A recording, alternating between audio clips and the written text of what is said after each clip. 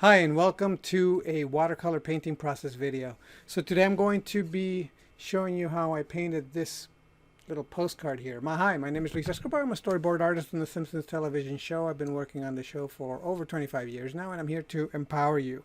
So again, I'm going to be showing you how I painted this postcard here using watercolor.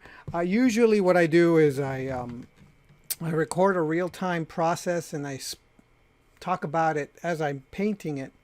But this time around I decided not to do that for a few reasons. One, I kind of wanted to relax. I didn't want to be thinking about every 5 seconds about what I was doing and had to explain it. I wanted to listen to something while I was doing it, and I just wanted it to be a process of just relaxation for myself. But also I've done enough of these so that you kind of know the process. I did use these watercolor brushes, so I'm going to be linking to the brushes in the description of this video if you're interested in them. And I also use this as my watercolor palette, my watercolors, which are I just squeezed out of a tube and put them in this palette.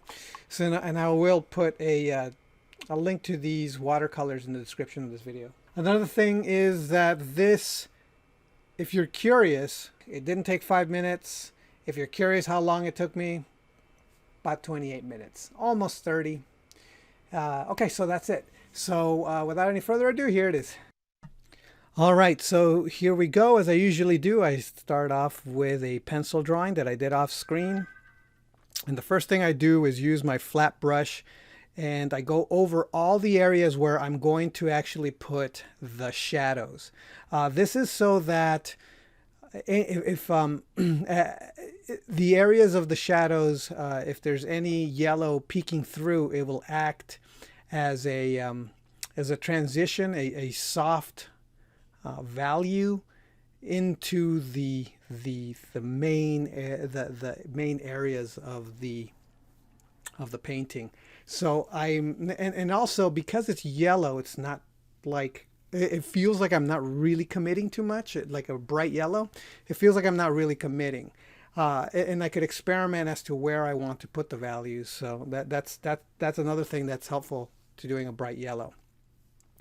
At this point, I am not using bright yellow anymore. I am using yellow ochre, which is a slightly darker yellow.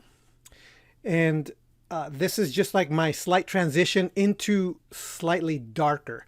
It has a little bit of, I can't say blue, but it is a little bit darker. So it's, and this yellow is just a tiny, compared to the bright yellow that I've been using, it's a slightly cooler yellow if you were gonna give it a temperature compared to the bright yellow that I just painted the lips there for.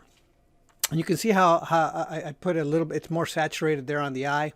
And what this is doing is it's also helping me get an idea as to where I should put the darker areas of the values. And the next step that I need to do now is I'm going to put in some red. And this is a slightly more carmine red, as opposed to crimson, which I'm going to go in next to, but this is a little bit more carmine. Like this is a little bit more, I think it's carmine. I don't know. I don't remember the name of this, but it's a little orangey, but it's red, right? And what the natural hue, the natural saturated, in full saturation, this color is darker than either of the yellows that I've used so far. And all I'm doing is going right back over all the stuff I've already painted. It's kind of mixing with the yellow ochre and the bright yellow. But if you notice, it is a huge value change. It really is making everything start popping. Like I haven't really done anything new in here. I'm just going over the exact same areas that I went over on with the bright yellow and the yellow ochre, and but now with a red, like an orangey-esque red, and I'm putting that on the lips there, and it's made the entire thing already pop. I softened some of the edges there on the hair. You can see on the hair I softened the areas, and now I'm going in with a much richer, deeper red. This is I don't know, whoa,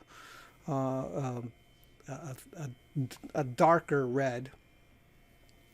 I forgot what the name of this one would be.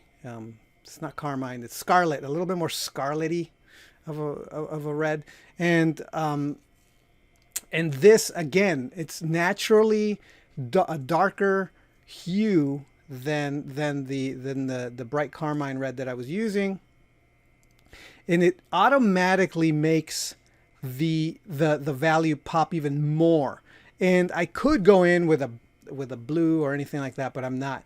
That red is also, if you compare it to the original darker orangey red, it's a little bit cooler. And so now the only thing that I'm doing here is just adding that darker red in areas that I think needed the most amount of darker value. And then I'm just kind of finessing areas, like right here I'm adding yellow ochre on the nose just to give it some depth, and add a little bit of that kind of like the little blood on her nose so that it feels more nose-like and it's not just left on its own. But that's it. That's the entire painting process. And I hope that you found this helpful, and I will talk to you next time. All right. Bye.